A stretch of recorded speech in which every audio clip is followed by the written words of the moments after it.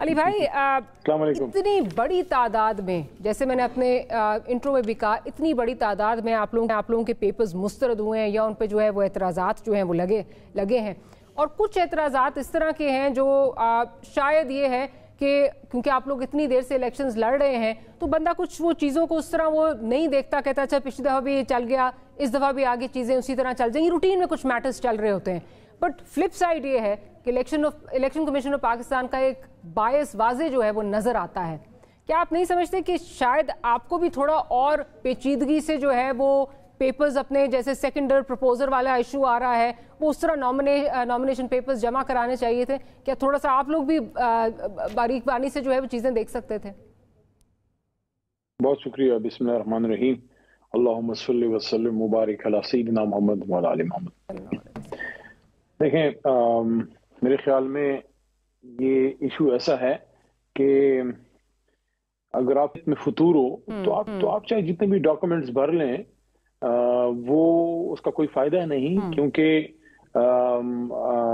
जहां हमारे कई सौ लोगों के बशमूल मेरे कागजात नामजदगी रिजेक्ट हुए हैं, वहीं बहुत सी जमातों के हमारे दोस्त जो हैं मुख्तलिफ जमातों के, उनके पास भी हुए हैं। तो क्या उनकी सारी डॉक्यूमेंटेशन कंप्लीट थी? क्या सिर्फ पीटीआई की डॉक्यूमेंटेशन कंप्लीट थी? दूसरी बात यह है कि ये कैसे हो सकता है कि हमारे ही कुछ दोस्त तहरीक इंसाफ के, उनके तो हो गए जो कि अभी नए थे, और जो पुराने पार्लियामेंटेरियंस हैं सारे एक ही गो में सारे उनके रिजेक्ट कर दिए गए। इसका मतलब है कि पिक एंड चूज हुआ है कि जो पीटीआई के नॉन फेसेस हैं या वो लोग जो जो आप नहीं चाहते थे कि पार्लियामेंट में हो, तो उनके रिजेक्ट हो गए हैं। ये कैसे हो सकता है? इनके मैंने 2 नॉमिनेशन पेपर जमा किए और आप हैरान होंगी कि क्या बुनियाद उन्होंने दी। एक में तो ये कहा कि आपने पॉलिटिकल पार्टी का लेटर नहीं जमा किया, मतलब टिकट जमा नहीं किया। हालांकि बच्चों को भी पता है कि जब आपकी स्क्रूटनी कंप्लीट होती है तो उसके अगले हफ्ते में किसी दिन फिर टिकट आप जमा कराते हैं। हमेशा से ये रूटीन है, और किसी ने भी टिकटें जमा नहीं की, तो ये मेरा कैसे रिजेक्ट हो गया? और अगर टिकट की बुनियाद पर रिजेक्ट किया है तो एक हमने इंडिपेंडेंट भी एहतियात में सबने जमा किया था, वो इंडिपेंडेंट फिर आपने कैसे रिजेक्ट किया और उसकी कोई वजह भी नहीं बताई, ना बताया कि रिजेक्ट किया या एक्सेप्ट किया। अच्छा, मेरा तो चलो आपने ये टेक्निकलिटी निकाली कि आपने पार्टी टिकट जमा नहीं किया, हालांकि स्क्रूटनी में पार्टी टिकट समझ में नहीं आता। लेकिन बहुत से हमारे दोस्त ऐसे भी हैं जिनके आपने प्रपोजल सेकेंडर की बात की, तो स्क्रूटनी की स्टेज तो बाद में आती है। जो प्रपोजल सेकेंडर को आरओ ऑफिस के हाथों से अगवा किया गया, आपने आज सलमान अकरम राजा साहब की मौजूदगी में जो वहां हुआ एक प्रपोजल सेकेंडर के साथ, आपने वो नजारा भी देखा। जो खवातीन के हाथों से नॉमिनेशन पेपर्स छीने गए, आपने वो नजारा भी देखा। जो लोगों को मारा गया, उठाया गया पुलिस के जरिए, आपने वो नजारा भी देखा। कुछ सिविल कपड़ों में लोगों ने उठाया।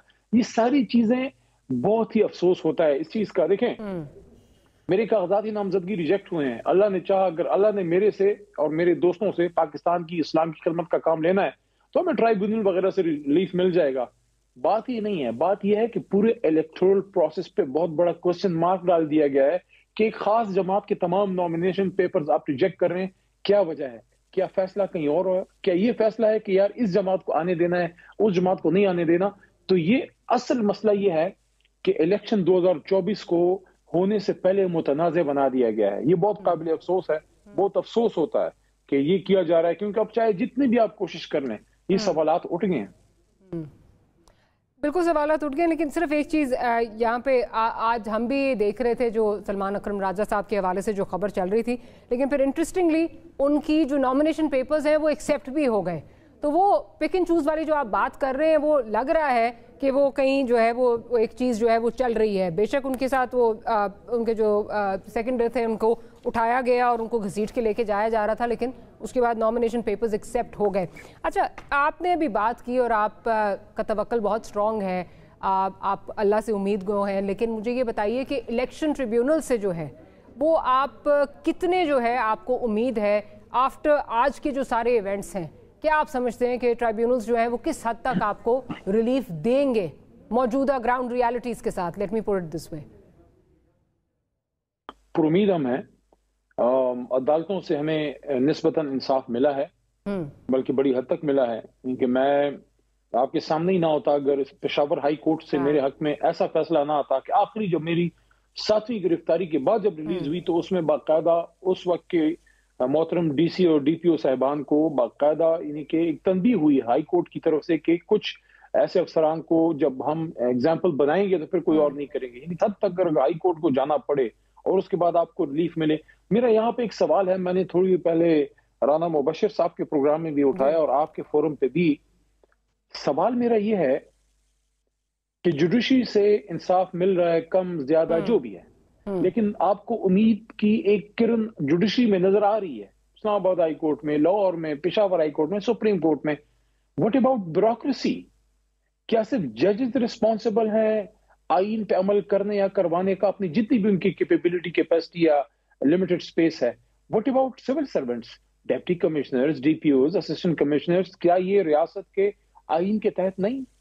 क्यों आप जो है बिल्कुल इस तरह आप बन रहे हैं कि पेपर टाइगर्स तो इस मुल्क को नहीं चाहिए। इस मुल्क की तो बड़ी रिच हिस्ट्री रही है, इसमें तो कुदरतुल्लाह शाह साहब जैसे बड़े बड़े ब्यूरोक्रेट्स रहे हैं जो बड़ा उन्होंने उस वक्त के लोगों के हक के लिए वो खड़े रहे। मेरे अपने वाले साहब ब्यूरोक्रेट थे, हमने उनको देखा बहुत ज्यादा ट्रांसफर पोस्टिंग सहते। अब हमें पता लगा कि उनकी बार बार ट्रांसफर पोस्टिंग क्यों होती थी, यानी कि अगर आप गलत काम को नो करते हैं लेकिन फिर भी आपको देखें कहीं ना कहीं आपको लाइन ड्रॉ करनी है कि यार मैं एक सिविल सर्वेंट हूं, मैं इस रियासत का आईन के मुताबिक मुलाजिम हूं, जितना एक जज की रिस्पॉन्सिबिलिटी है उतनी एक डीसी की भी रिस्पॉन्सिबिलिटी है। ये इसी वजह से हमारी जमात ये कह रही थी कि आप आरोज जुडिशरी से लें कि कुछ ना कुछ इंडिपेंडेंस तो बहरहाल रहेगी। वहां पे मोहतरम चीफ जस्टिस साहब ने जब वहां आर्ग्यूमेंट्स हुए और हमारे जो है हमारे एक मेंबर का बड़ा वहां जो है वो जिक्र हुआ उमर नियाजी साहब का, लेकिन असल मकसद क्या था? असल मकसद ये था, ये दिन हम देख रहे थे, ये जो आज हमारे साथ हुआ है।